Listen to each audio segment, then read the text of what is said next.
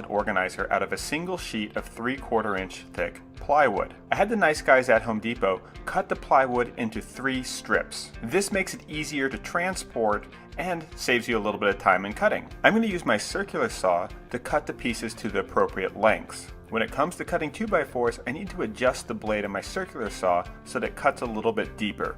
The circular saw that I use has a laser on it, which makes it nice and easy for following along the lines that I drew with a pencil. An extra large speed square is a great tool for reducing the amount of time it takes to measure and draw perpendicular lines. I'm going to use 1 5/8 of an inch finish screws to assemble this project. I'll be posting drawings on my website so that you can get the exact same measurements that I used. This is a pretty easy project to assemble. I'm just using the little 2x4 blocks to provide support to the thinner pieces of plywood.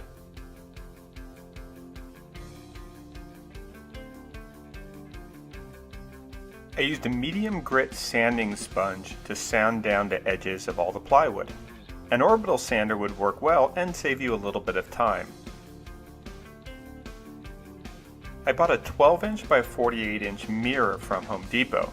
Luckily, it came with hardware, so I could just use this hardware to install it onto the face of the plywood. Now, this shelf and mirror combination could work by itself as a little mini dressing station, but I wanted to add a rod to it so I could use it for hanging clothes as well. I'm going to use a 3-foot long piece of iron pipe with 2 flanges to make the rod. I didn't have anyone here to help me, so I used some duct tape and some scrap pieces of plywood to make a stand that would hold the rod in place while I screwed it in. You can customize this station by adding all sorts of different hooks and hardware to the plywood. You can also switch out the pipe with either a longer or shorter piece so that you can either increase or decrease the amount of hanging clothes space that you have.